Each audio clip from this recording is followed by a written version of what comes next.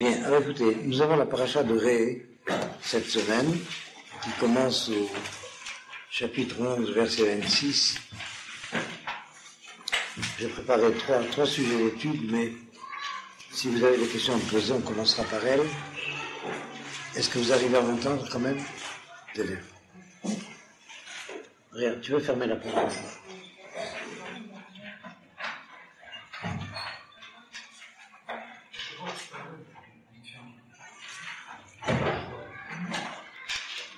Vous voulez l'eau fraîche aussi? Ah oui. Bien. Personne n'a de questions à poser?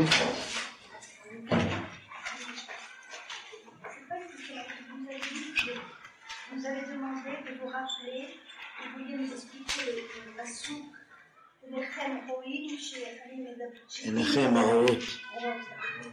C'était à propos de quoi? À propos de la déteste du maître. Quand le maître est là, on va la... Ah, ça y est, oui, mais pourquoi on a parlé de ça?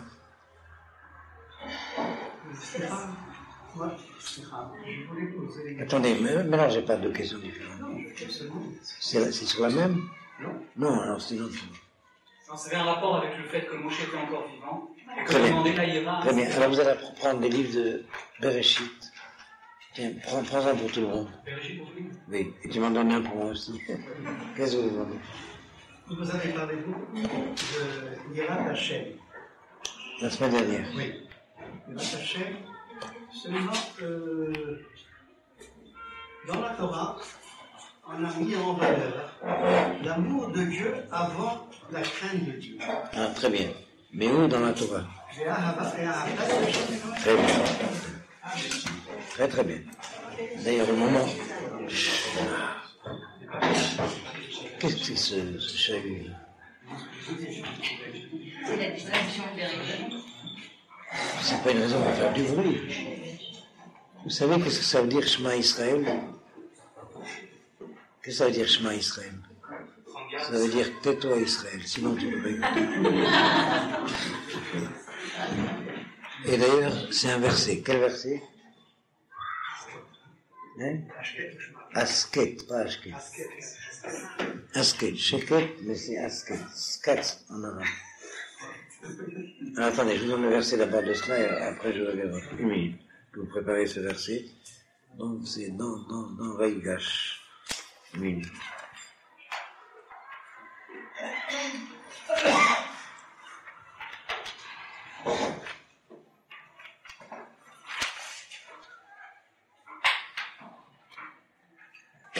C'est le verset 12 du chapitre 45. Alors, Bereshit, Memhe, Yudbet. Alors, reprenez votre question. Je vous écoute. Oui, expliquez votre question. On a été interrompu. Vous avez mis en valeur la semaine dernière la crainte de Dieu. La crainte de Dieu qui est très importante. Mais la Torah nous enseigne que l'amour de Dieu est plus fort et plus important que la crainte de Dieu. Bon, alors ça, je vais d'abord préciser la dernière chose que vous venez de dire.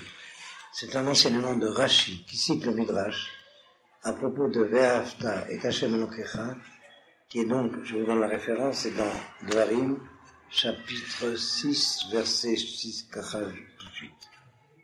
Dans la paracha du Kriyat Shema. Et je vous lis Rashi, chapitre 6, verset 5. Alors, vous prenez Dvarim, chapitre 6, verset 5. Habituez-vous à étudier sur les livres.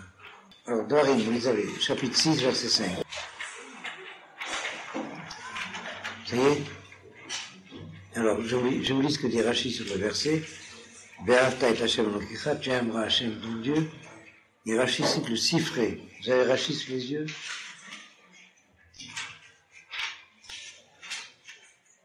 Ça y est? Oui. Alors je lis. Assez de Varab Me'ahava accomplit ses paroles par amour.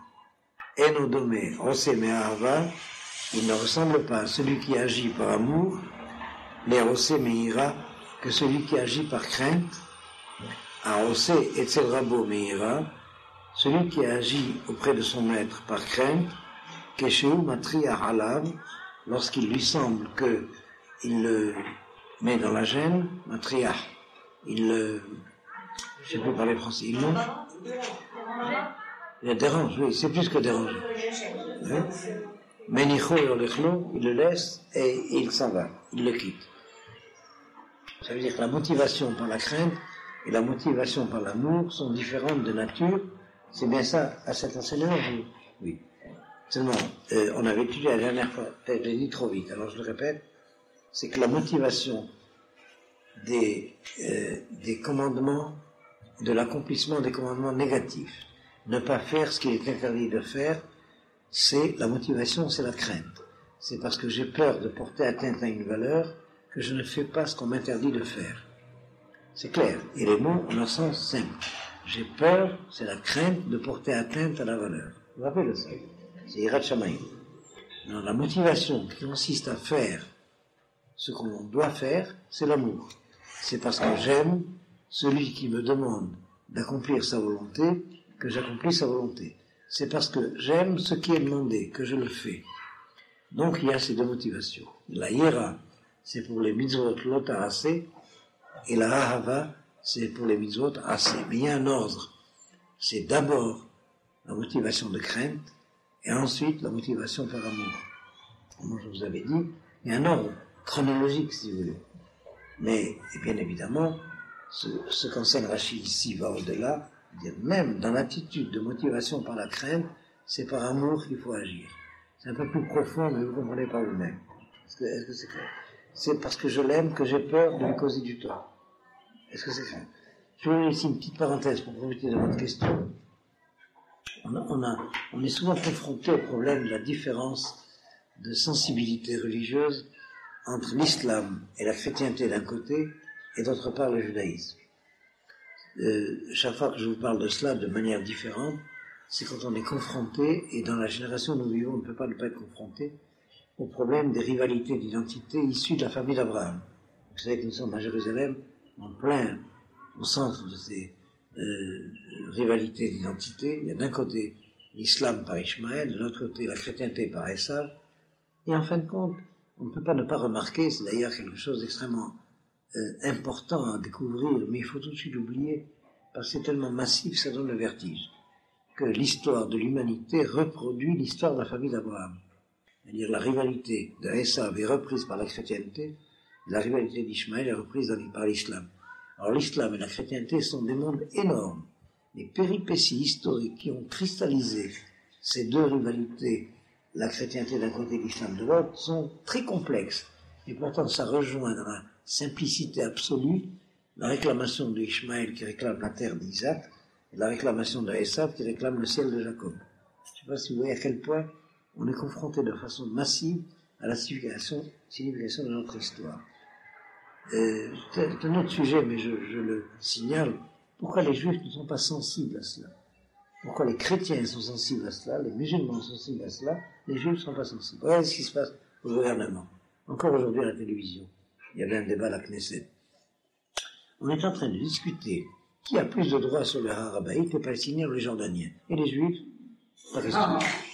Je ne sais pas si vous avez compris comment le problème est déplacé par la stratégie machiavélique de Shimon Peres.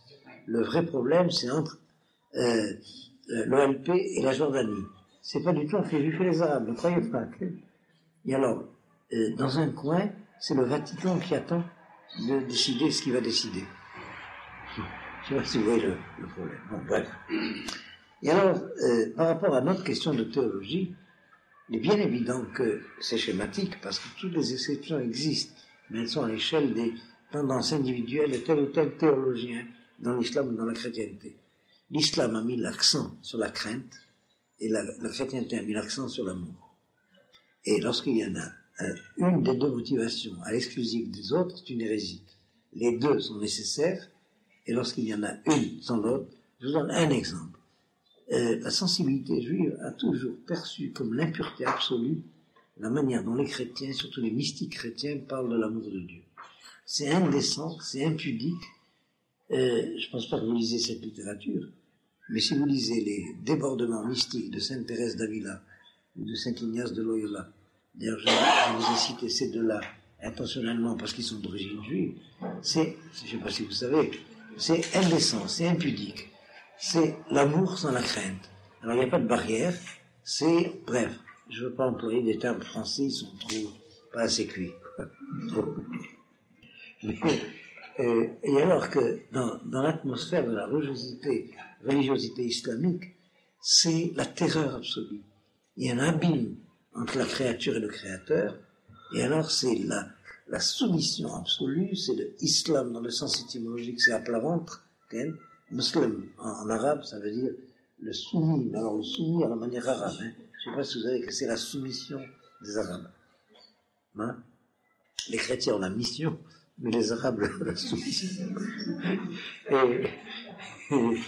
alors, les Arabiens la démission. Non.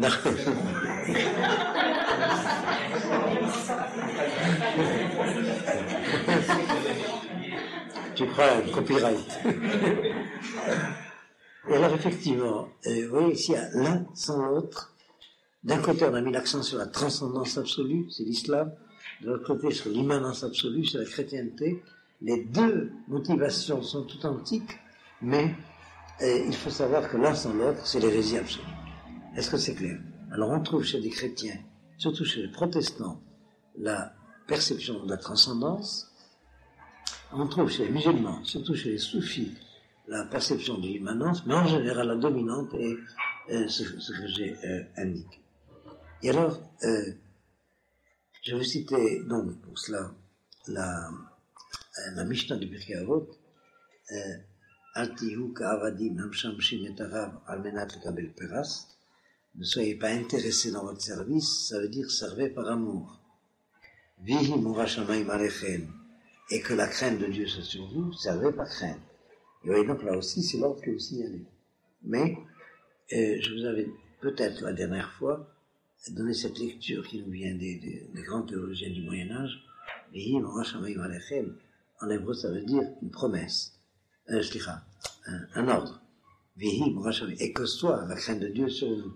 Mais c'est formulé de telle sorte qu'on peut le lire comme une promesse. C'est-à-dire, si vous servez par amour, de façon vraiment désintéressée, la crainte de Dieu sera sur vous. Ça veut dire, on aura crainte de vous comme on a crainte de Dieu. Et effectivement, là je crois que j'en ai parlé, mais un peu très rapidement, on a étudié le phénomène du martyr. Et, en particulier, nous avons des références dans le Talmud. C'est que les animaux sauvages ont peur des tzadikim. Si un homme est vraiment tzaddik, l'animal sauvage a peur de lui, et pas l'inverse.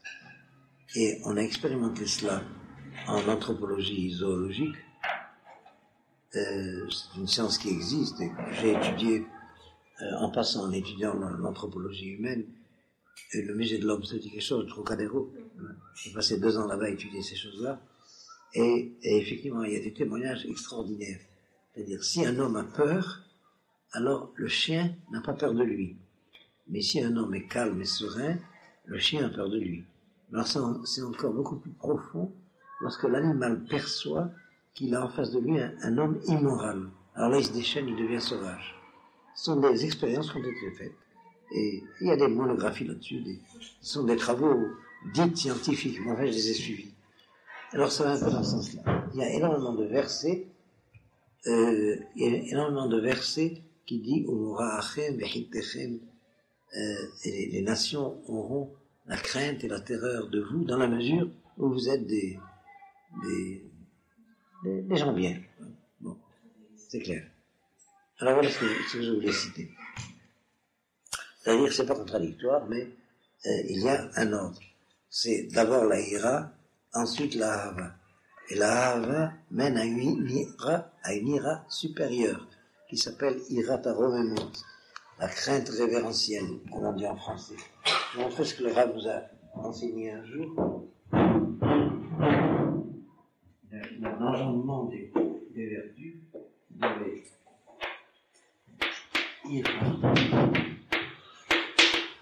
Ira, la crainte qui mène à Ahava. Vous voyez? Les deux lettres de la ira mène à la hava. Et il y a une sorte de marche dialectique de ces vertus.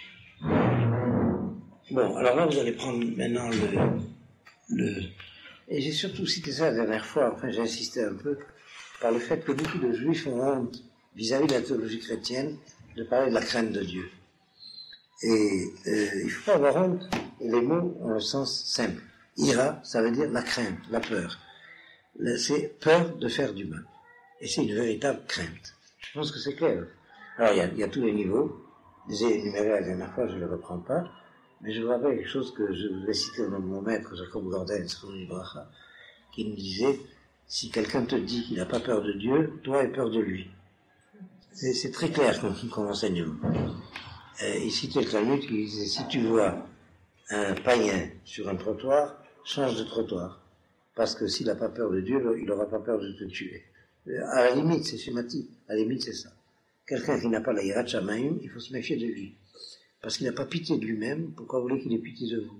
Vous voyez à peu près l'enseignement qu'il y a là. Mais il s'agit vraiment de ira. C'est clair. Hein. Et l'expérience pédagogique, cette fois, me montre, me mène à dire cela. C'est que quelqu'un qui feint de trouver pas suffisamment pieux de parler de la crainte de Dieu, il faut se méfier de lui. Parce que c'est une stratégie, une ruse de la conscience qui masque le désir du mal caché, inconscient. Je ne sais pas comment vous dire ça, mais je vais expliquer en donnant un exemple. Mon maître me disait, on parle des athées aujourd'hui, je crois que je l'ai cité la dernière fois, et la définition qu'on donne philosophiquement, c'est un athée qui ne croit pas en Dieu. Mais est-ce qu'il sait de quoi il parle? Qu'est-ce que ça veut dire qu'il ne croit pas en Dieu s'il ne sait pas de quoi il parle? D'ailleurs, dans les Ilchot Mamrim, Maïmonide a codifié. On ne peut réputer Apikoros c'est un peu athée, si vous voulez, qu'un Talmid Chacham. Il n'y a qu'un Talmid Chacham qui peut se payer le luxe d'être athée. Celui qui n'est pas Talmid Chacham est tout simplement ignorant. Je ne sais pas si c'est clair ce que je dis. Vous avez compris donc il ne faut pas multiplier les appellations non contrôlées. Il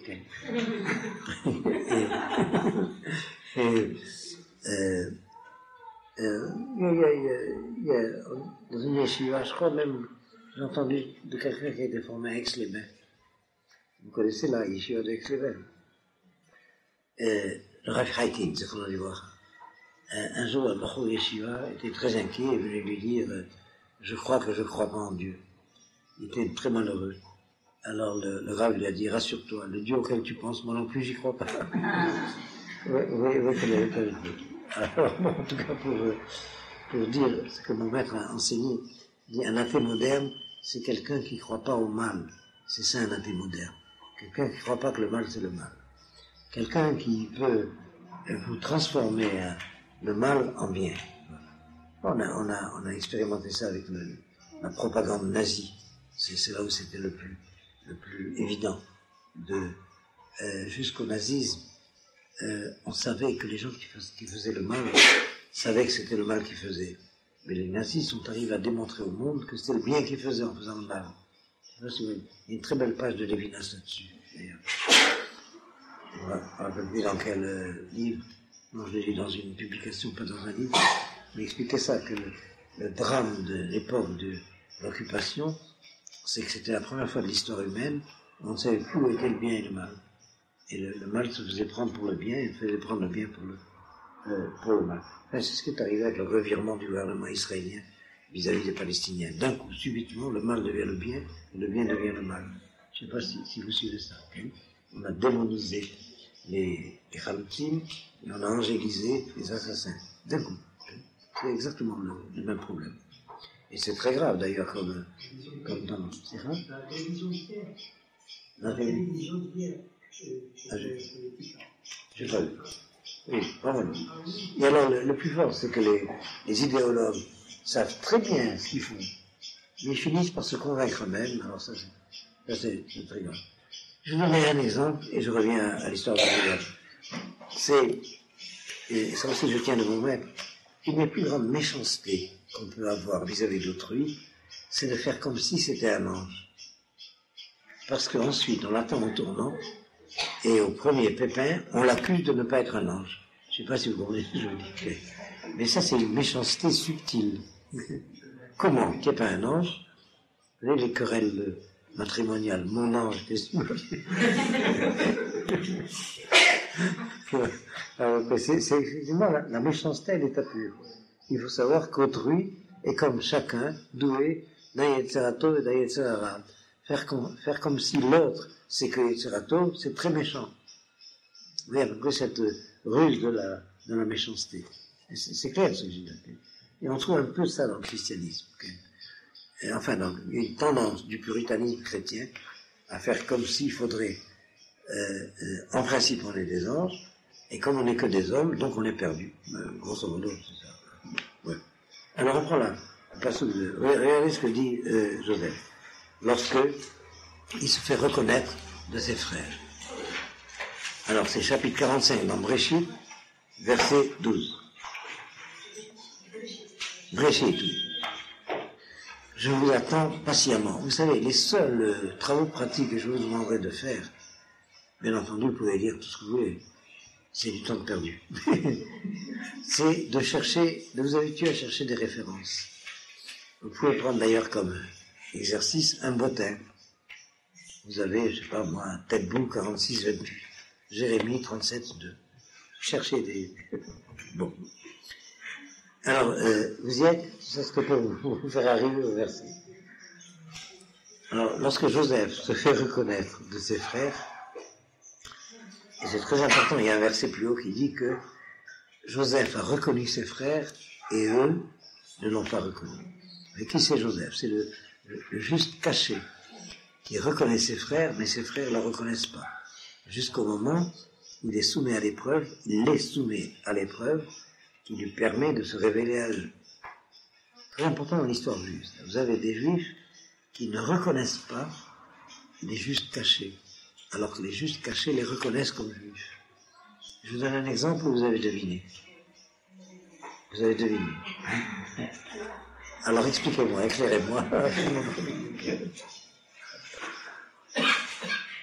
Aujourd'hui, les juifs sont divisés, comme depuis le temps des Huns, entre les uns et les autres. Et dès qu'on parle de catégorisation, alors il y a les uns et les autres. Alors, une fois j'ai formulé ça un peu de manière plaisante, si vous voulez. Vous savez qu'il y a un verset qui compare le juste au palmier. Tzadik, Katamar, Ifrah. Or, nous avons un enseignement que tout Israël, c'est des justes. Vers la mer, Kulam, Tzadikim. Mais il y a deux sortes de palmiers. Il y a le palmier dattier, et le palmier lodati, enfin, lodati. Vous avez compris, les datim et les lodatim. Alors, ce qui est extraordinaire, c'est que les lodatim reconnaissent que les datim sont des juifs. Mais les datim ne reconnaissent pas que les lodatim sont des juifs. Vous avez remarqué ça? Ça, c'est Joseph et ses frères. C'est-à-dire, lui, il les a reconnus, mais eux, vous allez me dire, bon, ils sont obligés de la reconnaître. Et ils sont reconnaissables. Mais Joseph n'était pas obligé de reconnaître que ses frères étaient ses frères. Mais il les a quand même reconnus, mais eux ne l'ont pas reconnu. Bon, ça y est, c'est clair. Alors, lorsqu'il s'est fait reconnaître de ses frères, le verset dit, Ve'hine, einechem rot, et voici que vos yeux voient. Ve'hine achi Binyamin, ainsi que les yeux de mon frère Benjamin, qui pi hamdaber alechem, que c'est ma bouche qui vous parle. Vous vous rappelez de la question que j'ai posée? Le texte aurait dû porter, vos oreilles entendent que c'est ma bouche qui vous parle. Qu'est-ce que ça veut dire? Vos yeux voient que c'est ma bouche qui vous parle. Vous comprenez la difficulté apparente. En hébreu, c'est pas difficile. On va voir ce que dit Rashi de ce verset. Et après, je vous donnerai le résumé de la structure d'enseignement de Rashi. Alors, prenez Rashi en bas.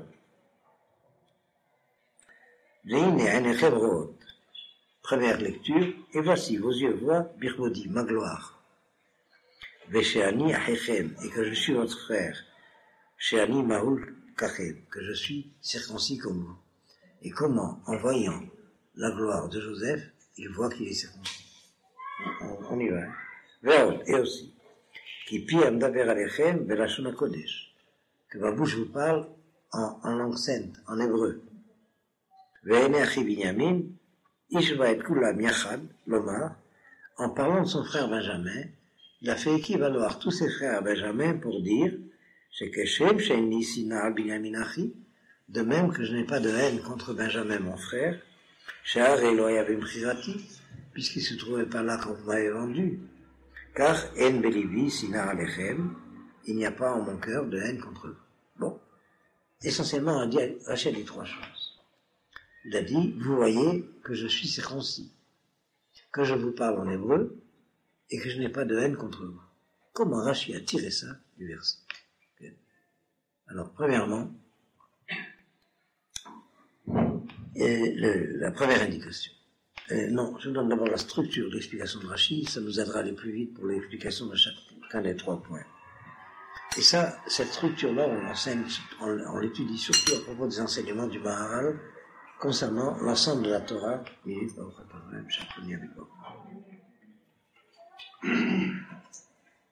Maharal enseigne que toutes les prescriptions de la Torah se divisent en trois dimensions: les rapports entre l'homme et Dieu, les rapports entre l'homme et son prochain, les rapports entre l'homme et lui-même.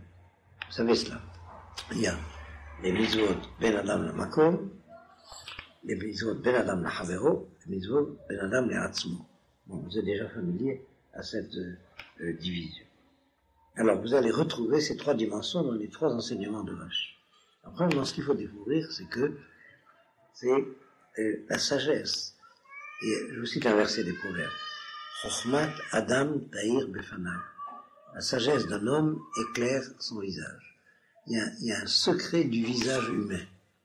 Le visage humain est, fait partie, se réfère à un niveau de l'être complètement autre que le reste du corps humain.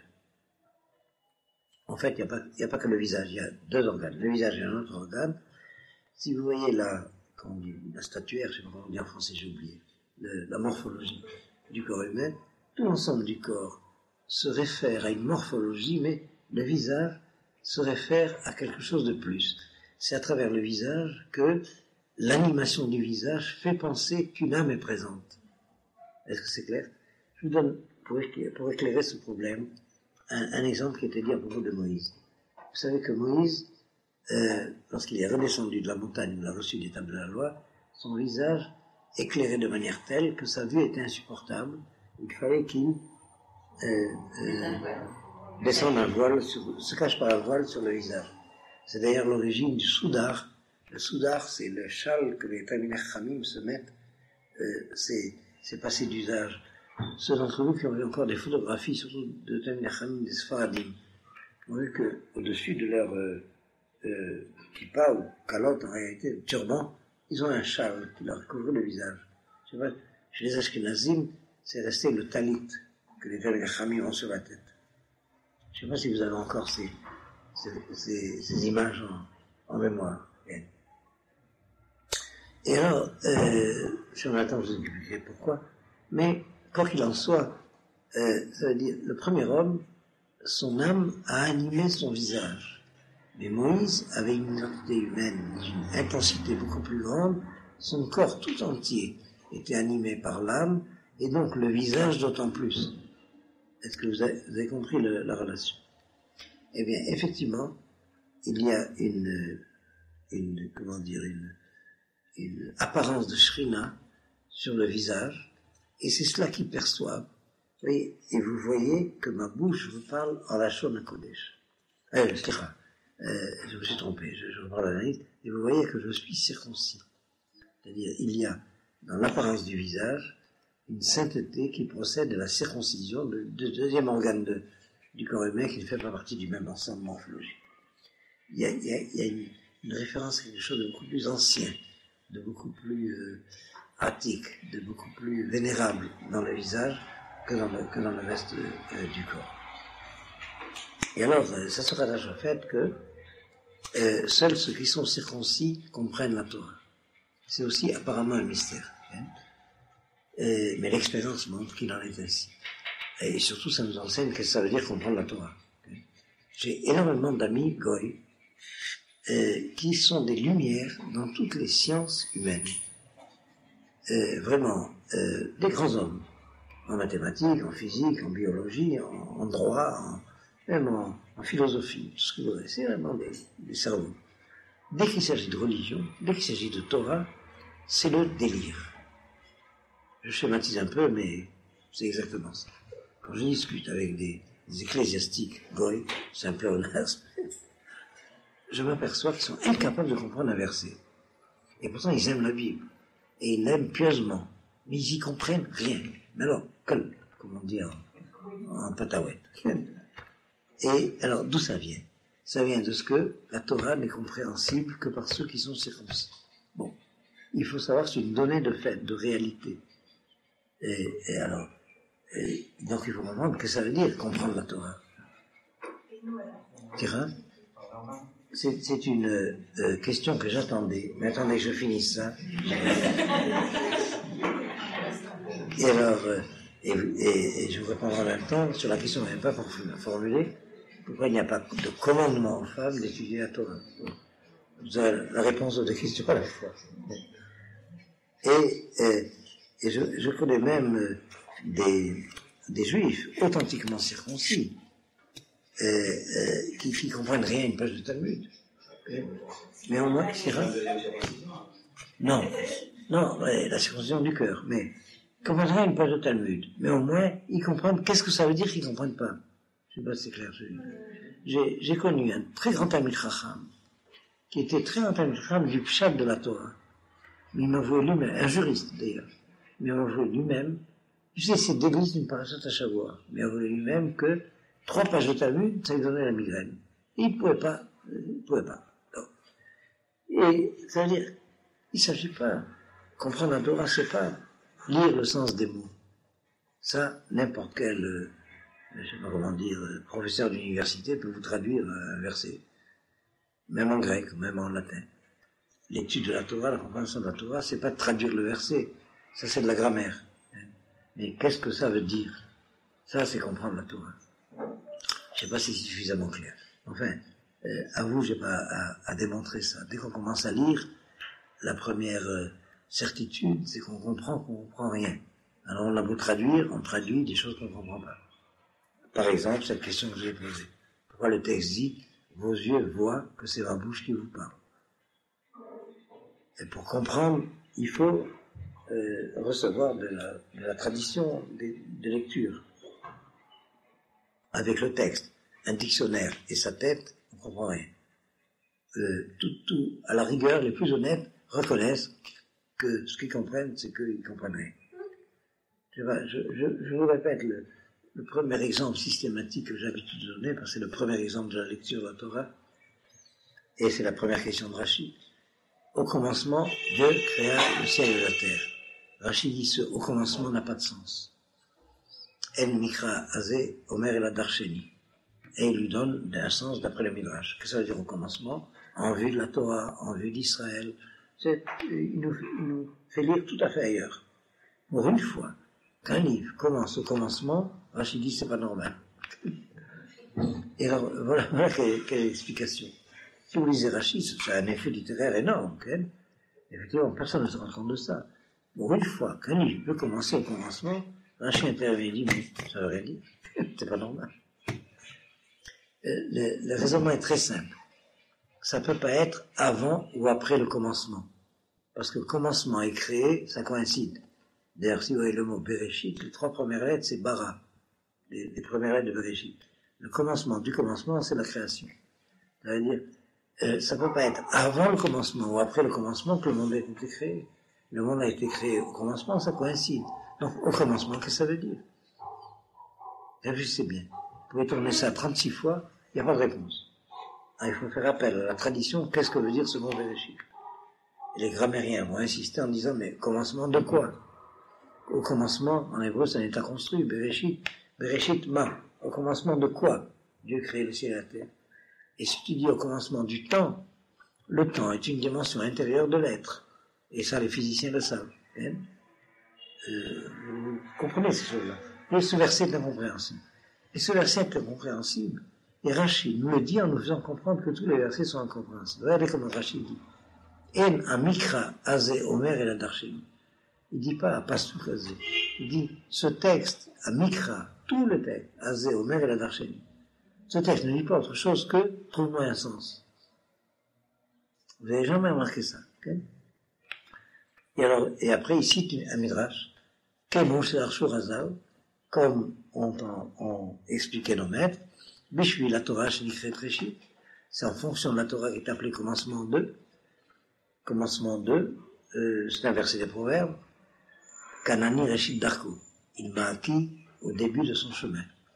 Et en vue d'Israël, Bishvi Israël Shenikra Reshit, Reshit Tevuato, Israël était appelé le commencement de sa récolte, Dieu a créé le monde. C'est-à-dire, il s'agit de finalité du monde. Le monde a un commencement parce qu'il a un but, parce qu'il a un objet. Ça ne veut pas du tout dire d'abord, comme on croit d'habitude. Parce que le sens de d'abord du mot commencement n'est pas dans le verset. C'est clair. Bon. Et alors on lit Rachid de la manière suivante. Ce verset ne me dit pas, ce texte ne me dit pas autre chose que donne-moi un sens d'après nos maîtres. Pourquoi? Parce qu'il n'y a de commencement que la Torah, il n'y a de commencement qu'Israël. Ça veut dire qu'il n'y a de Torah que la Torah d'Israël, il n'y a d'Israël qu'Israël de la Torah. Oui, ça va ailleurs complètement. Dès qu'on commence à lire, on se rend compte que traduire, on ne comprend rien. Il faut que quelqu'un explique. Et je pourrais vous parler pendant 6 heures de suite sur la moitié de la première lettre du premier mot. Et c'est évident. Donc, vous savez ça. Alors je reviens au sujet. Qu'est-ce que je disais juste avant? Qu'il faut être circoncis pour comprendre. Attends. Ben voilà, le secret, c'est qu'on voit sur le visage d'un homme s'il est circoncis ou pas. Je peux vous dire que par expérience, en vous parlant d'un exemple beaucoup plus large encore. J'ai je sais pas moi, comment on dit ça, un houch, comment on dit en français? Je sais pas, c'est un petit peu trop. Oui, intuition. Je ressens toujours dans une assemblée où j'enseigne s'il y a des non-juifs. Toujours je le ressens. S'il y a des non-juifs. Hein? Non, c'est pas... Vous savez, il y a des juifs qui ressemblent à des goïs, il y a des goïs qui ressemblent à des juifs. Je ne crois pas que c'est l'apparence. Et alors, je me suis aperçu à l'expérience, c'était comme ça. Un jour, je me trouvais à Marseille. Et il y a des gens qui connaissent Marseille parmi vous? Oui. Vous vous rappelez, je ne sais plus quelle rue j'oublie, il y avait l'Institut Weizmann. C'était un Merkasklita genre sioniste dans le temps, à Marseille. Vous ne vous rappelez pas de ça? Ouais. Ça vous dit quelque chose? Non. Ah, toi, tu es de Marseille. C'est quelle rue, là? Bon, peu importe. C'est une rue? À la rue de Paradis.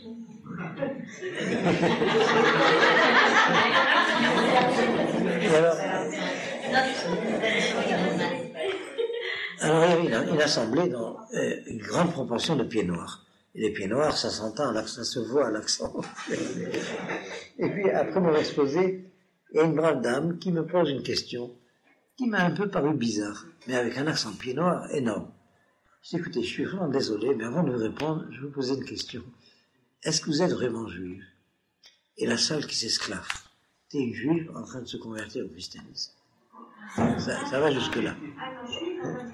Au christianisme. Bon, ça va. Elle était connue comme ça d'ailleurs. Bon, moi, je connaissais pas. D'après la manière de parler, on sent si ça vient du Lachon HaKodesh ou pas. Je sais pas, il y a une expérience. Bon, je peux vous raconter des tas. Je vous raconte une autre qui me revient à l'esprit. Cette fois, j'étais à Paris. Et je me trouvais au club de jeunesse que dirigeait à l'époque l'ancien président du consistoire de Paris, Benny Cohen.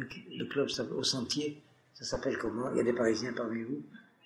Il avait un club qui s'appelait, j'oublie, Mouvement de jeunesse. Dans le Sentier. Bref. Hein? Non, autre chose. Bon, peu importe. Darkenu, il a fait. Ah oui. Alors j'étais invité à une sikha d'Arkenu.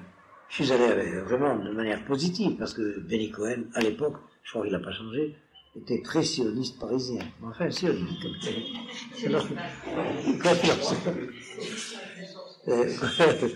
quoi qu'il en soit, à la fin de l'exposé, les gens avaient compris que j'étais un sioniste de la Aliyah. Dans le fond de la salle, quelqu'un qui se lève, qui dit, mais monsieur le rabbin, tout ça c'est très beau, mais moi je vais avoir des garanties, si je peux être un bon juif en Israël. C'est pas évident, il m'a dit. Je le regarde, interloqué. Et c'était quelqu'un avec une barbe, 6 feet dehors, habillé en juif pieux. Je le regarde, je lui dis, écoutez, vous savez, si on demande des garanties pour entrer chez sa mère, c'est que peut-être c'est pas sa mère. Et la salle qui s'esclave. C'était un goy en cours de conversion au judaïsme. Ça s'est arrangé depuis. Pour vous dire, ça existe C'est très bien. Bref. Alors voilà une des indications. Or, on a établi, dans la Gemara a établi, qu'il y a 3 fautes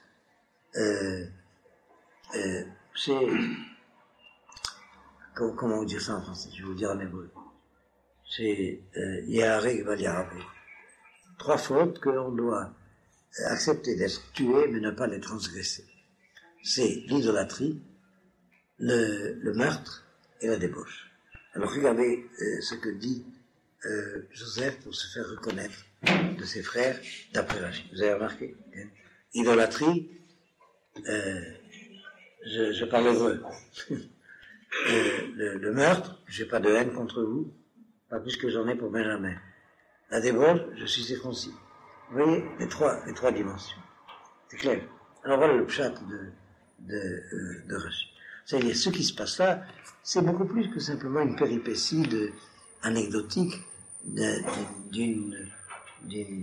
récit le frère perdu. Il y a beaucoup de contes et légendes où comment on appelle ça dans les évangiles, le fils prodigue est retrouvé. Hein. Ça dépasse ça. Ça veut dire que les frères de Joseph avaient condamné Joseph à faire sa preuve qu'il était tzaddik, parce qu'il les avait accusés à ses frères de ces 3 choses-là. Vous vous rappelez au début de la paracha de Vayetze, quand Joseph rapportait la médisance qu'il disait de ses frères. Le Midrash explique, il disait à Jacob, leur père, 3 calomnies contre ses frères. Il disait, il mange Ever Minachai. Parce qu'il les voyait de loin, les frères étaient adultes et lui était enfant. Il les voyait de loin, dans les tractations des marchés, avec les habitants du pays. Alors vous savez comment ça se passe au marché, on l'invite à l'auberge, et puis on s'attable avec les goïms. Alors il croyait qu'il mangeait pas cachère. Alors il a été condamné pour ça.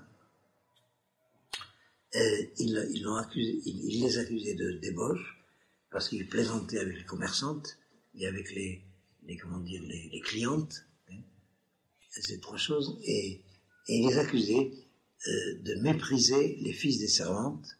Oui, les 3 choses-là. Et alors il a été soumis à ces 3 épreuves. Effectivement, il a réussi à rester tzaddik. Il a été éprouvé par la femme de Poutifar, il a été éprouvé par l'assimilation, la tentation de s'assimiler à la culture égyptienne, etc. Et alors, il se justifie, voilà, je suis tzaddik à ces 3 niveaux-là. Alors, vous voyez ce que le verset veut dire en disant ce qu'il veut dire. Est-ce que c'est clair? Alors, c'est à ce sujet que je vous ai cité l'enseignement du Rav Ashlag, que j'ai reçu de lui de façon personnelle. Et c'est une des rares fois de ma vie que j'ai étudié à Bnei Brak, c'était pour aller chez le Rav Ashlag étudier un soir. Et dans l'étude, vers 3h du matin,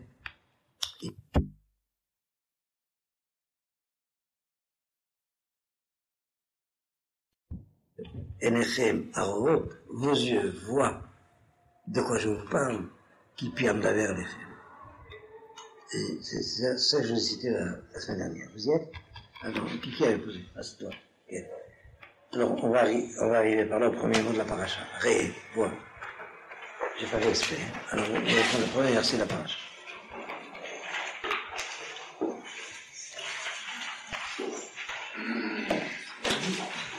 Voilà, je vais en profiter pour rattacher cet enseignement, nous allons avoir du verset un problème plus général. Allez, je vais essayer de voir comment j'organise l'étude, parce que il est... C'est là, on a le temps. Allez, 1 minute, je vais... Tiens, regarde, tu vas prendre... Tu vas en bas. Voilà, il y a dans le verset un contenu d'enseignement qui est important pour lui-même, et qui est que il y a un libre arbitre de l'homme, et que être donné à la vie, c'est être donné à une expérience de choix. C'est-à-dire, tout se passe comme si nous avons été créés dans ce monde-ci pour être éprouvés sur ce qu'on appelle le libre arbitre, c'est-à-dire la liberté de choix entre le bien et le mal. Je vais rattacher ça d'abord à un problème un peu plus général, vous direz si c'est suffisamment clair. On peut se demander pourquoi Dieu nous a créés dans un monde imparfait. C'est un problème théologique pas simple. Il est évident qu'il y a, comment dire,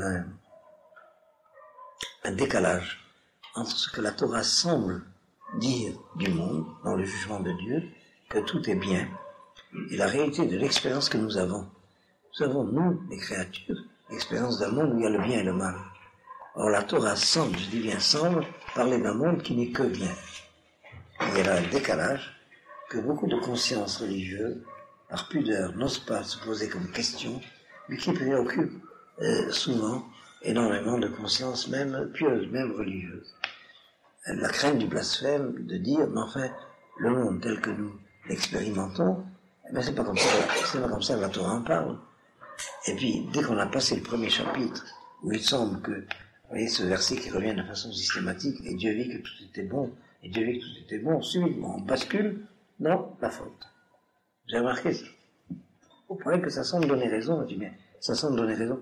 Disons, ça explique pourquoi, pour la pensée naturelle de l'homme, ce qu'explique la théologie chrétienne du péché originel semble plus vraisemblable. Enfin, vous nuancerez un peu ce que je dis là, je voudrais parler un peu vite pour gagner du temps. Ça veut dire au point que on a trouvé, c'est la théologie chrétienne, comme ça l'explication que le monde était parfait, puis est arrivé une catastrophe, le péché originel, qui fait que le monde est devenu ce qu'il est. Or, l'explication par le péché originel à la manière chrétienne n'explique rien du tout, parce que d'où vient que cette possibilité ait été mise dans la structure même du monde. Ça ne fait que repousser le problème, en particulier, une des formulations de cette thèse du péché originel, c'est de dire que le premier homme aurait été tenté par un ange déchu. Alors, d'où vient que l'ange a été déchu? Ça, Lucifer, vous avez entendu parler de ces choses-là. Lucifer, qui était un véritable ange, porteur de lumière, mais voilà, il a déchu et il a tenté le premier homme et la première femme. Et ce qui est impressionnant, c'est le nombre de consciences de bonne foi qui croient en ces mythes. C'est inouï, la quantité de consciences humaines qui ont vécu en croyant à ces mythes-là, sans se rendre compte de l'invraisemblance. Pour expliquer l'apparition du mal, alors on explique l'apparition du mal par l'apparition du mal. Mais c'est pas une explication. C'est-à-dire, qu'est-ce qui fait que le premier homme a été tenté? Un ange déchu. Mais qu'est-ce qui fait que le premier ange a été déchu? Vous avez compris le problème. Ce n'est que repousser la difficulté. Or, en réalité, c'est parce qu'on lit la Bible dans les traductions, on ne se rend pas compte de ce que veut dire le récit biblique, lorsque le récit biblique veut dire que quelque chose est bon. Et, malheureusement, je ne sais pas si j'aurai suffisamment de temps, mais je vous en rappeler, moi, à la fin du cours, les références, vous allez voir que cette question a été expliquée dans notre paracha. Qu'est-ce que ça veut dire bon aux yeux de Dieu? Le Maharal, je vous donne tout de suite une des réponses importantes, le Maharal explique, c'est ce qui mérite d'exister qui est appelé bon. Et effectivement, il y a toute une dialectique dans le Midrash, c'est que même ce que nous connaissons comme étant le mal fait partie de ce bon qui mérite d'exister. Mais j'y arrive. Et c'est expliqué à propos du verset, et Dieu vit toute l'œuvre qu'il avait faite à la fin des 6 jours, Vehine Tov Meod, et il vit que c'est très bon. Et le Midrash explique, qu'est-ce que c'est Meod? Très bon, ça c'est la mort. Bon, c'est bon, mais très bon, ça c'est l'autre côté. Effectivement, parce que, je crois que même dans la sagesse des nations, il y a une phrase comme ça, le mieux est l'ennemi du bien. À Tov vers Métiv. Métiv, ça fait mal. Tov, si je me contente de Tov, c'est Tov. Et si je veux plus que Tov, le Métiv, ce qui améliore, c'est ça qui fait venir les Issourim, c'est ça qui fait venir. Bon, c'est encore une autre dimension du problème. Mais en réalité, le texte dit que, à part la lumière, tout ce qui a existé n'est que l'approximation de ce que Dieu a voulu. Je vous l'explique en hébreu très directement. Il n'y a que la lumière pour laquelle le verset dit Yehi or, vayi or. Qu'il y ait lumière, il y eut lumière. Pour tout le reste du projet du Créateur, il y a vayi chen, et il en fut ainsi. Regardez bien le texte. Or, chen, qu'on traduit par ainsi, ne signifie pas la même chose. Ça signifie comme. Kemo. Chen, c'est une approximation de la chose. À peu près. Il y a un mot latin qui est très précis à ce sujet, et que vous connaissez en France, c'est le mot quasi. Quasi se traduit par chen en hébreu. Ça veut dire, reprenez le texte. Chen. Oui, ça veut dire oui. Ça se rattache à Nachon. On approuve, parce que c'est suffisamment approximatif, mais c'est pas la même chose. Et, regardez, c'est l'enseignement que je vous donne, c'est l'enseignement de Rabbi Yehuda Anassi, Rabbi Chia Anassi, qu'on appelle Rabbi Chia Anassi Asfaradi, et qui a écrit le Nefesh, le Higayon Nefesh, qui vivait au 9e siècle, dans le sud de la France, au nord de l'Espagne. C'est un grand exégèse. Et je vous donnerai le plan de son explication, vous allez la retrouver en relisant le premier chapitre de la Torah. Il y a 4 catégories d'existants. Ceux pour lesquels le texte a dit Yehi, qu'il y est. Alors ceux-là ont l'éternité dans ce monde-ci. Par exemple, Yehi Or, la lumière est permanente dans ce monde-ci. Et s'il y a aussi Vaïhi avec le nom de l'objet que l'on désigne, c'est permanent dans le monde à venir. Yehi Or, Vaïhi Or. La lumière est permanente dans ce monde-ci, permanente dans le monde à venir. Ensuite, les réalités célestes. Il y a Yehi Rakiyah, qu'il y a le ciel. Le ciel est permanent dans ce monde-ci, mais disparaît dans le monde à venir, et il y a des versets pour ça, parce qu'il y a écrit Vaïhi Chen, qu'il y ait un firmament, et il y eut ainsi. Et alors, la troisième catégorie, c'est les êtres terrestres, pour lesquels il n'est pas dit Yehi. Et par exemple, Narase Adam, faisons l'homme. Tache Haaret, que la terre produise des herbes, ou bien Totse Haaret Nefesh Chaya, que la terre produise des animaux. Il n'y a pas Yehi, donc c'est pas permanent dans ce monde-ci. Les existants terrestres, biologiques, sont mortels dans ce monde-ci, et mortels dans le monde à venir, puisqu'il y a Vaïhi Chen. Mais pour l'homme, il y a Vaïhi à Adam Nefesh Chaya, et l'homme devint Vaïhi Adam, personne vivante, il sera immortel dans le monde à venir. C'est une explication du Higayon Nefesh. Et alors, de cette explication, j'isole ce principe de Vaïhi Chen. Et il n'en fut ainsi, et ça veut dire il n'en fut qu'ainsi. Voilà, l'argument, pour répondre à votre question, c'est il compare Yehi Or, Vaïhi Or, qu'il y ait lumière, il y a eu lumière, c'est-à-dire c'est de la lumière qu'il y a eu. Tout le reste, c'est une approximation de ce que le projet a désigné. Il n'y a qu'une seule philosophie, j'ai trouvé quelque chose d'analogue, c'est la caverne de Platon. C'est-à-dire, à part la lumière, tout le reste n'existe qu'en nombre de ce que ça pourrait être. Bon, c'est pas exactement ce que dit le Rabbi Chia, mais ça va un peu dans le même sens. Et alors, je reviens à l'exposé. Le sens qu'il y a là, c'est que il y a le projet du monde. C'est le monde en vérité. Et le monde en vérité, au niveau du projet, est parfait. Il y a la réalité du monde. Le monde en réalité, le monde au niveau de la réalité est dans l'imperfection absolue. Le projet du monde est que bien. La réalité du monde est bien et mal. C'est ça qu'il faut comprendre. C'est ce décalage entre le monde de vérité, qu'on appelle marché vétavoré, le projet du Créateur, et le monde de la réalité, de la médecine. Alors, l'affirmation du monothéisme, c'est que celui qui a voulu le monde de vérité a créé le monde de la réalité. Tout l'optimisme de la tradition de la Bible. Tandis que dans la pensée grecque, on bascule dans le pessimisme parce qu'il y a un divorce irrémédiable entre la vérité et la réalité. La vérité et la réalité ne coïncideront jamais, d'où le tragique de la pensée grecque. Je ne sais pas si vous voyez la grande différence. Alors, je reviens. À partir de cela, ça vous pouvez oublier, il y a un échafaudage. Le monde de la réalité, c'est un monde duel. Bereshit, ça commence par bête. Un monde des deux contrastes, le bien et le mal, où nous sommes situés comme une sorte d'antichambre en vue d'un test. Qu'est-ce que tu préfères? Le monde du bien et le monde du mal. Tout ça passe comme si nous sommes situés dans un monde qui est un pré-monde, une préhistoire du vrai monde, qui est une sorte de mise à l'épreuve sur la question suivante, est-ce que tu mérites d'avoir été créé? C'est lorsque le mérite est acquis qu'on est créé vraiment pour le monde à venir. Non, je ne sais pas. Et la Torah annonce d'emblée que ce monde-ci est provisoire. C'est le monde de la réalité qui précède le monde de la vérité. Et le monde de la réalité a un objet nécessaire. C'est le monde de la mise à l'épreuve du libre arbitre. Voilà quel est le problème. Alors c'est ce problème-là qui est dans le premier verset. Ré, voix, Anochi, c'est moi. Il n'y a pas Ani, je. Mais Anochi, c'est moi qui. Notez Nifnechem, qui donne devant vous, qui place devant vous, Ayom, aujourd'hui, Beracha Oklala, bénédiction et malédiction. Oui, c'est le même problème. Oui, être donné à l'existence, c'est donner à un dilemme. L'existence n'est pas neutre, elle est ou bien ou mal. Si elle est du côté du bien, elle est bénédiction. Si elle est du côté du mal, elle est malédiction. C'est clair? Bon. Alors c'est parce qu'on ne prend pas garde au sérieux avec lequel la Torah directement délivre ses messages qu'on est encombré par des faux problèmes.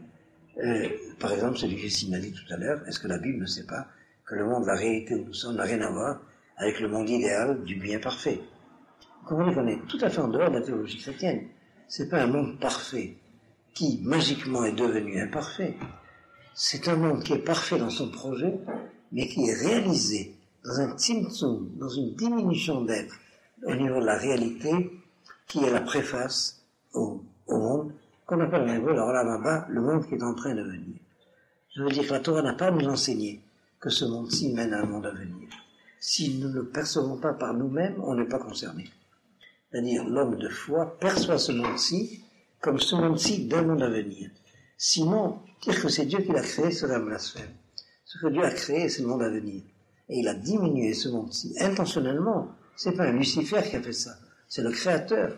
Il l'a diminué dans la dimension de ce monde-ci. En lui disant, rejoins le projet. Voilà. Attendez une minute, non, ne m'interrompez pas quand j'ai pas fini. Je me fais oublier ce qui vient après. Donc, où j'étais, que je raccroche. Oui. Et ce qu'on lit dans les premiers versets. Au commencement, Dieu créa le ciel et la terre était chaos. Il y a le contraste entre les deux versets. C'est-à-dire, au commencement, Dieu créa le ciel et la terre, et créer, c'est le projet du Créateur. Le ciel et la terre du premier verset sont parfaits. Et la terre était devenue chaos. Va'aret haïta tovavo. C'est pas vatei haaret tovavo. Va'aret haïta tovavo. Ça veut dire que la terre est devenue chaos. Et là, je vais besoin de trop de temps pour vous expliquer le mécanisme de ce chaos. C'est le Hari qui a expliqué ce qui se passe entre le premier et le deuxième verset. Je vais attaquer les. C'est-à-dire, le monde de lumière, le monde parfait, le monde du Olam existe déjà avant ce monde-ci. Il existe dans le projet du Créateur. Et c'est ce projet qui est diminué dans la dimension de la réalité. Et le rôle de l'homme, c'est de mener la réalité au niveau de la vérité. À travers quoi? À travers cet exercice du libre arbitre, si je préfère le bien au mal, je dis par là même que je mérite d'avoir été créé et j'aboutis au monde qui n'est que bien. C'est très très schématisé, résumé, tout l'essentiel de la doctrine du judaïsme. Le créateur de ce monde-ci est celui qui a voulu le monde à venir. C'est-à-dire, c'est en vérité le monde à venir qu'il a voulu, et nous affirmons que lui, qui a voulu le monde à venir, a créé, dans le sens a fait, ce monde-ci comme antichambre du monde à venir. Quelle est votre question avant tout? Oui, je voulais savoir comment ça sonnait l'idée messianique. Eh bien, l'idée messianique, c'est l'idée d'un ce monde-ci qui est déjà suffisamment prêt pour être antichambre du monde à venir. C'est-à-dire, ce monde-ci, mais bien. Or, ce monde-ci, je vous cite un enseignement du Rav Nachman de Braslav, qui éclairera peut-être cela. Rav Nachman de Braslav disait à ses élèves ceci. On parle du monde à venir et de ce monde-ci. Mais le monde à venir, on comprend. Mais ce monde-ci, où c'est? Ici, c'est l'enfer. C'est le Rav Nachman qui dit. Pas ici, à Jérusalem, hein, là où il était là-bas. Effectivement, si on accepte de voir ce monde-ci avec les yeux de la réalité, c'est ce que dit le Midrash à propos du Méod. Méod, c'est Mara, Efer, Vedam. C'est l'amertume, la cendre et le sang. Il faut lire le monde pour savoir ce que c'est que le monde. Vous lisez le journal, puis vous voyez ce que c'est que le monde. C'est un monde de boue, il suffit de se rendre compte de ce qui se passe au Rwanda. Et c'est un des épisodes de la longue histoire de l'humanité. On a connu la Shoah, maintenant les Goïms connaissent leur Shoah avec ça. Ça veut dire un monde. Il peut se passer une chose pareille. Comment on peut dire que c'est ce monde-ci? C'est même pas ce monde-ci, dira c'est l'enfer. Bon, la responsabilité de cela, pourquoi on en arrive là, tout ça c'est un autre problème. Mais Ouda, la réalité est que on ne peut pas imputer à Dieu un monde pareil. C'est un blasphème. C'est pourquoi on dit Baruch Shem Keolam Kutolam Pareil d'avoir basse. C'est un autre enseignement, mais vous connaissez. Okay? On ne peut pas glorifier Dieu d'avoir créé ce monde à voix haute. Alors on le dit à voix basse. Sauf le jour de Kippour, où on est comme des anges, alors on dit cette phrase à voix haute. Je ne sais pas si vous avez remarqué ça. tous les jours de l'année, le Satan nous accuse d'être hypocrites si on glorifie Dieu d'avoir créé ce monde. Mais il y a un jour, il ne peut rien contre nous, c'est le jour de Kippour. Ce jour-là, on est comme des anges, on peut remercier Dieu d'avoir créé notre monde. Mais on est enfermé dans un monde angélique. C'est le jour de Kippour. Combien ça fait Satan en Gematria? C'est la même chose pour nous. Non, répondez à la question que je pose. Combien ça fait Satan? Chine, 300.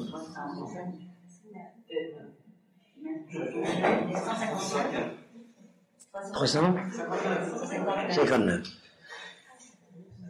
Alors, Hassadan, ça fait 364. Il y a 364 jours de l'année où le Satan est fort, sauf un jour, c'est le jour de Kippour. C'est 365. Les jours de l'année. Bon, je referme la parenthèse. Alors voilà, le monde est en lui-même, possiblement bracha, possiblement klala. Si j'avais le temps, je ferais une analyse sémantique des termes de bracha et klala. Mais je vous l'ai dit l'essentiel rapidement. La notion de bénédiction en hébreu n'existe pas dans une langue comme le français. Dans une langue comme le français, il faudrait employer les termes de bénéfaction. Parce que bénédiction, ça veut dire le bien d'eux. Alors qu'il s'agit du bien fait. Le bien qui est fait, pas le bien qui est dit. Le tov, la bracha. Quand je dis que quelqu'un est béni en français, ça veut dire qu'on a souhaité qu'il soit béni. Mais qu'est-ce que ça veut dire béni? Vous avez compris ma question? Et alors, qu'est-ce qu'on souhaite quand on souhaite à quelqu'un qu'il soit béni? Alors, en hébreu, ça veut dire quelqu'un qui est plus que lui-même. Une densité d'être qui dépasse soi-même. Et dont le signe est la procréation. On l'apprend, là nous avons une règle importante. Si on veut comprendre le sens biblique d'un mot biblique, il faut le comprendre dans le premier contexte où il a été employé. Le premier contexte où le mot de bénir est employé, c'est le contexte de la procréation. Et il les bénit, il leur dit, croissez et multipliez. Et en hébreu, le verbe est transitif. Il les a rendus bénis, c'est-à-dire il les a rendus féconds, et puisqu'ils étaient féconds, capables de procréer, mitzvah, ordre, obligation, croissez et multipliez. La Gemara discute si ce verset signifie que le souhait de la bénédiction c'était de croître et multiplier, ou si croître et multiplier c'est un commandement, un ordre. Et la Gemara conclut c'est un ordre. Il y a une mitzvah d'avoir un fils pour croître et une fille pour multiplier. On va décrypter le sens des mots. Parce qu'en français, croître et multiplier, ça ressemble comme des pléonasmes qu'on dit. Hein? Mais en ancien français, non. En ancien français, croître et multiplier avait le sens, comme en hébreu, le sens différent. Pérou, c'est donner un fruit. Fructifier. Et rebou, multiplier le fruit. Et un ordre. Il faut d'abord donner le fruit et ensuite le multiplier. C'est pourquoi le principe de Pérou, c'est qu'il faut avoir un zachar. Le principe de rebou, il faut avoir une nekeva. Parce que le principe de la mère est de multiplier le fruit que donne le père. C'est plus complexe que ça, d'ailleurs, enfin, schématiquement. Et si j'avais le temps, je citerai un texte de la Bible qui montre que les causes profondes du déluge viennent de ce qu'on a commencé à multiplier avant de fructifier. Je vous dis le verset en hébreu. Vaï, ki echel ha'adam laro al pene adama ou banot yulilahem. Et il arriva, lorsque l'homme eut commencé à se multiplier sur la face de la terre, des filles leur furent nées. C'est un verset incompréhensible. S'ils se multiplient, il y a des filles et des garçons. Okay? En réalité, regardez en hébreu, il y a écrit Vaï ki echel adam laro. Il n'y a pas écrit Vaï ki echel adam rov. Il n'y a pas écrit comme j'ai traduit d'abord, comme on traduit classiquement, et il arriva lorsque l'homme eut commencé à se multiplier. Il y a écrit, et il arriva lorsque l'homme eut commencé par se multiplier, avant de fructifier. C'est-à-dire, lorsque un modèle d'humanité se multiplie avant d'arriver à sa vraie maturité, il y a une multiplication de brouillons, il y a des masses humaines qui apparaissent, et alors c'est une catastrophe pour la civilisation en question. C'est la notion de masse que M. Neher a beaucoup étudié à propos de Babel, et qui est l'indice que la civilisation arrive à une crise. La notion de massification. Quand on parle des masses, la dignité de chaque personne individuelle disparaît. sais pas si vous avez un peu cette catégorie. Effectivement, c'est une civilisation perdue lorsqu'on commence à parler le peuple, les masses, la foule, tout ça, c'est l'impersonnel qu'on installe dans la valeur de la personne. C'est l'assassinat de la personne. Eh bien, lorsque ce que dit le verset, l'ordre, c'est le commandement, c'est Pérou au bout, donnez le fruit. Et quand le fruit est là, multipliez-le. Mais si on commence à multiplier des brouillons, alors c'est la catastrophe. C'est clair. C'est un grand privilège que le peuple d'Israël est un peuple de petit nombre. Et les grands peuples de grand nombre, c'est les grands empires qui finissent par s'autodétruire parce qu'ils ont multiplié des brouillons d'identité. Bon, je referme la parenthèse, c'est un sujet extrêmement vaste. Mais enfin, simplement pour indiquer cela. Alors oui, le mot de bénir, ça veut dire rendre fécond. Une chose bénie, un être béni, c'est quelqu'un ou quelque chose qui est plus que lui-même. Et le signe, c'est la procréation. Être capable de créer. L'être créateur, c'est l'être béni. C'est clair? Donc, alors ça, c'est densité de l'être, la bracha. Et la malédiction, c'est l'inverse. C'est un être vidé de lui-même. C'est klala. Oui, dans klala, il y a kal. Kal, kouchlamed, léger, fantomatique. Hein? Le fantôme, c'est le koukal. Si je dis. Mais là où je voulais en arriver, c'est tout à fait à une autre indication. C'est ré, voix, est au singulier. Anochi noten ifneche mayom, c'est un pluriel. Vous voyez, le verset s'adresse à l'individu, voix au singulier, et ensuite il désigne la collectivité devant vous au pluriel. Alors je voudrais analyser ce principe. Si on n'a pas le temps de voir le deuxième texte, vous l'aurez là, vous le distribuerez pour ceux qui savent lire. Oui, j'ai toujours cette imprudence de commencer par des introductions. On n'a pas perdu notre temps. C'était un contenu d'étude, mais en fait, c'était pas ça qu'on voulait étudier. Alors voilà, ce à quoi je voudrais d'abord le rattacher. Ce principe, une minute que j'éclaircisse ma voix.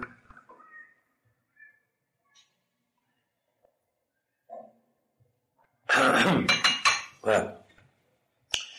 Vous avez remarqué que la Torah formule ses commandements au futur. Mais on entend le futur du commandement comme si c'était un impératif. Vous avez remarqué ça? Et il n'y a pas d'exception. C'est-à-dire même dans les endroits qui peuvent paraître comme des exceptions, il y a un infinitif qui est en réalité un sens du futur. Par exemple, Shamor et Yom Shabbat, ça veut dire il y a à garder. Et alors, on va se demander pourquoi la loi ne se formule pas l'impératif. Elle se formule au futur, mais on l'entend comme un impératif. Par exemple, il y a écrit « L'otirsach », tu ne tueras pas.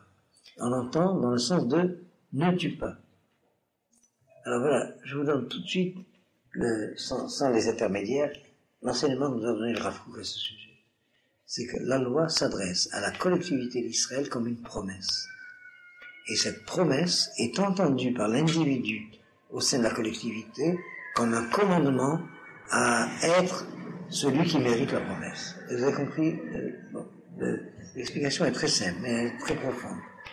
Ça veut dire, tout se passe comme si la Torah s'adresse à Israël en lui disant « Si tu es Israël, je te promets, tu ne tueras pas. » Et donc, l'individu dans la collectivité d'Israël entend cette promesse comme une obligation à faire coïncider son être au niveau d'envergure de la collectivité à qui la Torah a promis ce qu'elle a promis. C'est clair? C'est la seule législation qui est dans ce cas. Ça veut dire que je vous donnerai d'ailleurs un autre exemple, c'est l'exemple de la prière, et je reviens après au premier exemple. Dans l'exemple de la prière, nous avons à peu près la même dialectique. On n'obtiendra que ce que l'on mérite. Alors pourquoi il faut le demander? Parce que c'est dans le fait de le demander qu'on le mérite. C'est-à-dire, avant que j'ai demandé, je n'avais pas de mérite suffisant pour le recevoir. Le fait de le demander m'ajoute ce mérite qui me manquait pour le recevoir. Parce qu'en fait, la formule fondamentale de toute prière, c'est que ta volonté se fasse. Le vrai problème, c'est pourquoi elle ne se fait pas. C'est-à-dire, le désir de celui qui donne est de donner. Comment c'est que je ne reçois pas? C'est parce que je ne mérite pas de recevoir. Donc il faut me modifier, faire de moi quelqu'un qui mérite de recevoir ce que celui qui donne veut donner pour que cela soit donné. Vous voyez la même question. Puisque dans tous les cas, je n'obtiendrai que ce que je mérite, pourquoi il faut le demander? Je citerai deux enseignements des chassidim à ce sujet. D'abord, un enseignement du Baal Shem Tov, que le Baal Shem Tov, avant de prier quelque prière que ce soit, faisait une prière préalable pour demander de rester en vie après la prière. Vous avez compris ce que ça veut dire? Qu'est-ce que ça veut dire ça? Il enseigne que dans toute prière, l'âme demande de remonter l'âme. C'est-à-dire, au fond, quel est l'objet de toute prière? C'est que l'exil de la condition de créature prenne fin. Que ta volonté se fasse. Mais sa volonté, c'est que je sois près de lui et pas loin de lui. La condition de créature, c'est cet exil. Quand Dieu me crée loin de lui. Et il faut que je mérite le retour, ça s'appelle la tchouva, d'ailleurs.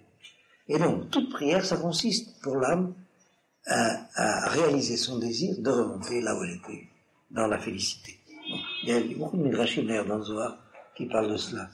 On a demandé à l'âme pour quel intérêt elle accepte de descendre dans ce monde que j'ai décrit tout à l'heure, le monde de boue, de sang, de ce qui se passe dans le monde.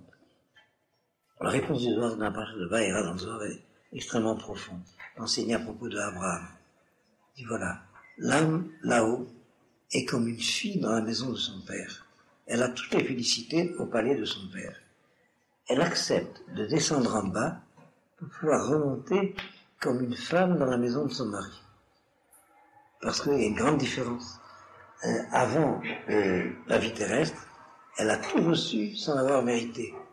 Après la vie terrestre, elle est chez elle, en l'ayant mérité. C'est clair ce que je dis là.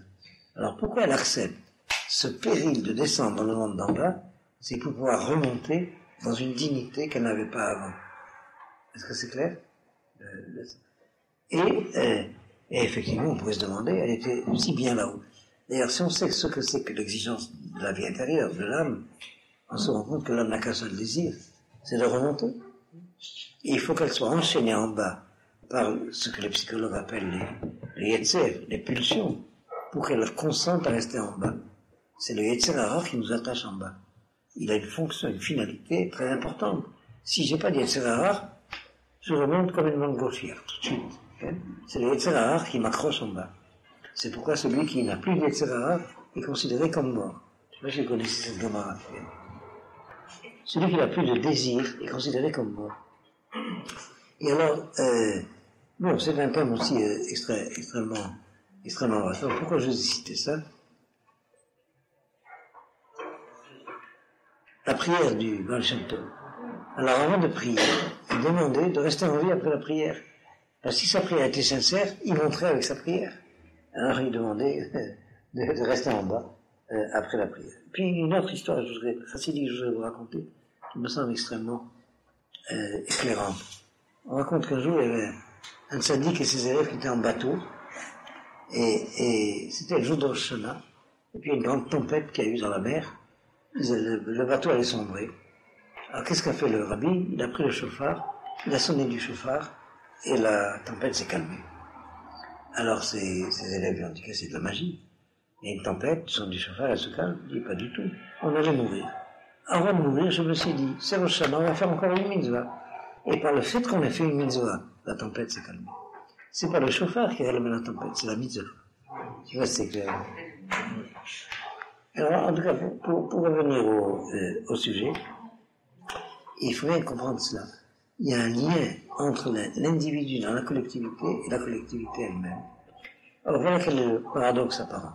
Chaque fois que la Torah emploie un singulier, elle parle de la collectivité. Et chaque fois qu'elle parle elle emploie le pluriel, elle parle de l'ensemble des individus. Ré, vois Israël. Anochi noten ifnechem, je donne devant chacun d'entre vous. Mais les deux lectures sont vraies. Vois, ça s'adresse à l'individu, mais ce qui est annoncé concerne la collectivité. Mais en fait, dans le sens littéral, vois, ça s'adresse à la collectivité et ça concerne chaque individu en particulier. Mais ce qu'il faut comprendre, c'est que la collectivité et l'individu sont concernés de façon différente.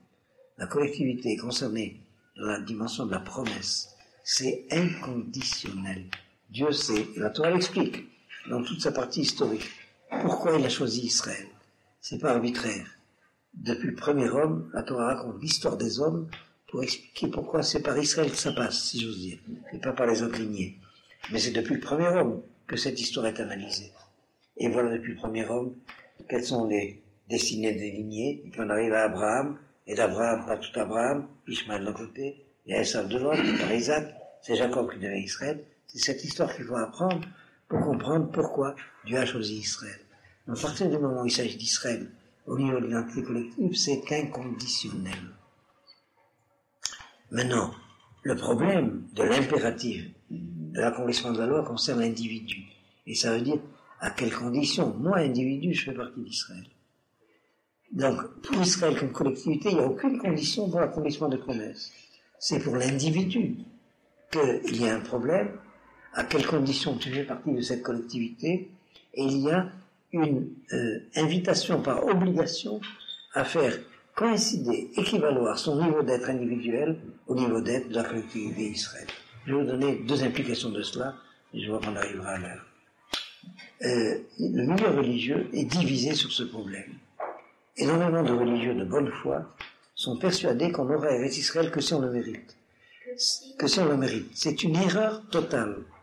Il n'y a pas de condition de l'appartenance d'Eretz Israël à Israël. C'est clair, c'est une promesse. Et cette promesse, Dieu sait pourquoi.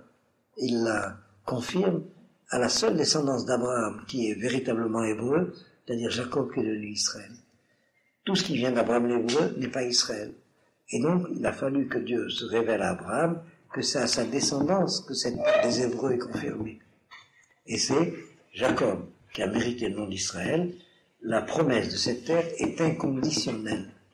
C'est l'individu qui est en question. À quelles conditions je mérite de faire partie de l'accomplissement de cette promesse. Alors, je voulais mettre ça en évidence. J'ai déjà oublié notre exemple, mais ça va peut-être me revenir par son idée. Voilà ce que je veux dire. C'est une très grave erreur de croire qu'il faut mériter Eretz Israël pour avoir le droit d'obtenir Eretz Israël. C'est tout le contraire de ce que la Torah enseigne. Je vais raconter une histoire pour vous dire comment j'ai vécu ça. J'étais l'élève d'un très grand maître talmudiste, je vais vous dire d'ailleurs qui c'est, à Paris, c'est le Rav Rothenberg. Je ne sais pas si vous avez entendu parler du Rothenberg, la rue Pavé, le père. C'est vraiment un des plus grands talmudistes qu'il y avait en son temps en Europe. J'en ai connu qu'un deuxième, qui lui était Sfarad, et Sfarad, c'est la Chacham Dahan. Je ne sais pas si vous connaissez à Paris. Vous avez entendu parler de la Chacham Dahan. C'est une tête extraordinaire, un talmudiste comme il n'y en a pas deux. Enfin, il y en avait un deuxième, c'était le Rav Rothenberg. Mais en plus, le Rav Rothenberg, c'est plus qu'un talmudiste, c'est un grand chassid. Et je peux dire que je me considère comme son ami. Je ne sais pas s'il m'a considéré comme son ami, mais enfin, j'étais chez lui comme chez moi. Et un jour, je lui ai dit, voilà, je m'en vais à Eretz Israël. Il m'a regardé épouvanté. Maman, je suis épouvanté. Il me dit, comment? Où tu prends ce courage d'aller en Eretz Israël? Je lui ai dit, mais qu'est-ce que ça veut dire, je prends ce courage? Où j'ai pris ce courage de rester en Route-la-Rette pendant 20 ans? Enfin, en France. C'est un autre sipo. Je vais venir en Israël 20 ans avant. J'étais en service commandé pendant 20 ans à Paris. 20 ans de travaux français. C'est une autre histoire. Et puis, il m'a dit, écoute, en Route-la-Rette, on a affaire qu'avec la tentation des sarim, les anges des nations. Mais en Eretz Israël, c'est le diable lui-même qui est contre nous. Et je ne sais pas si vous comprenez sa logique. Ça veut dire, Israël, c'est le bien absolu. Donc la tentation du mal, c'est la tentation du mal absolu. Et tu as le courage d'aller là-bas. Je l'ai regardé, moi, épouvanté. Je ne sais pas si vous vous rendez compte, parce qu'on ne peut pas discuter à ce niveau-là. Et alors vous avez énormément de juifs pieux qui sont persuadés qu'il faut mériter les Israël. Alors que c'est Dieu qui nous la donne. Et alors il faut reliser tout le dialogue entre Dieu et Abraham, quand Dieu lui confirme à Abraham que sa descendance aura cette terre, et qu'Abraham discute. Je vais essayer de formuler cela de deux manières. Dieu dit, c'est toi. Et Abraham, ça c'est la vertu d'Abraham. Abraham dit, t'es sûr? Et il s'adresse à Dieu, et t'es sûr? Mais c'est exactement l'interpellation de notre histoire. Au bout de 2000 ans, je lui ai dit, allez bon, rentrez à la maison. Et puis les Juifs disent, tu crois?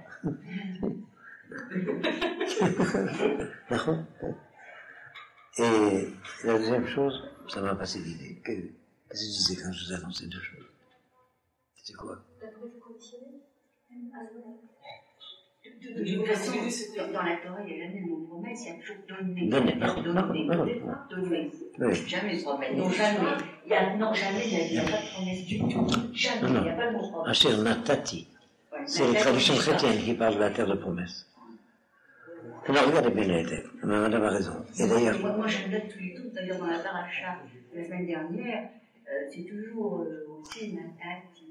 Non, c'est un problème important. D'ailleurs. C'est important. C'est quand on fait, quand on fait une promesse, ce n'est qu'une promesse. Non seulement ça, c'est pas un don. Beaucoup moins que ça. C'est un don, la terre a été donnée. Non, c'est beaucoup moins que ça. Il y a des torsions de la conscience juive qui est que, surtout, ne dites pas que la promesse s'accomplit, parce que si la promesse s'accomplit, elle cesse d'être une promesse. Alors où il mérite de croire dans une promesse si elle s'accomplit? Vous avez un grand philosophe israélien qui parle comme ça, c'est Lebovitch. Hein? Il dit le Messie qui vient, c'est un faux Messie, parce que s'il vient, on n'attend plus. Donc c'est un hérétique. Je ne sais pas si vous vous rendez compte. Bon, ça va dans ce sens-là. Que la vertu, ça consiste à attendre, à espérer. Et que l'accomplissement d'une promesse, c'est le contraire de la promesse. Non, vous allez, il n'y a pas le mot de promesse. Il y a... Hein? Le monde religieux. Comment? Ce que vous aviez demandé. La deuxième non, la première déjà aussi. Les deux choses. Bon. Les deux positions. Oui, ça m'échappe. Mais enfin, la première déjà est suffisamment éclairante. C'est-à-dire de croire qu'il y a un livre que je conseille de lire, c'est le livre d'Abraham Livni, qui a écrit un livre à ce sujet. Vous connaissez ce livre-là? Comment il s'appelle? Rappelez le titre. Le retour d'Israël et l'espérance du monde. Et l'espérance du monde. Il a très bien démontré parce qu'il a eu à s'occuper de ces thèses chrétiennes de la théologie de la promesse. Vous savez qu'il était d'origine protestante et il connaissait très bien cette théologie-là. Et d'ailleurs, je dois vous dire que son livre a été réécrit plusieurs fois parce que les premières rédactions étaient trop violemment antichrétiennes. Les éditeurs n'ont pas accepté d'éditer des choses trop polémiques. Et finalement, même à ce niveau-là, le monde chrétien a fait un tabou sur son livre, comme si, je pense même que beaucoup d'exemplaires ont été achetés par l'Église de telle sorte qu'il y ait moins de lecteurs. Moi, je vous plaisir. Quoi qu'il en soit, il va être réédité en hébreu. Et, enfin, la traduction hébreu, il va être réédité. Nous aurons d'ailleurs une séance pour le lancement du livre. Non, on n'a pas longtemps ici. Bon, voilà en tout cas ce que je vais vous citer à ce propos. Et alors là, je voulais qu'on étudie un enseignement du Midrash sur une expression qui revient souvent dans la paracha. Ish ayashar benav yarase, que chacun fait ce qui est droit à ses yeux. Et l'expression qui est opposée, vous lirez dans le texte de la paracha, c'est ayashar bene Hashem, ce qui est droit aux yeux de Dieu.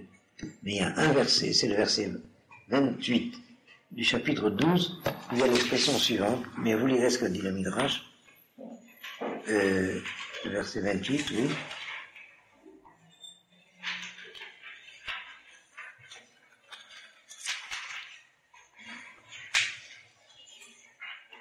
Et une minute que je... Voilà.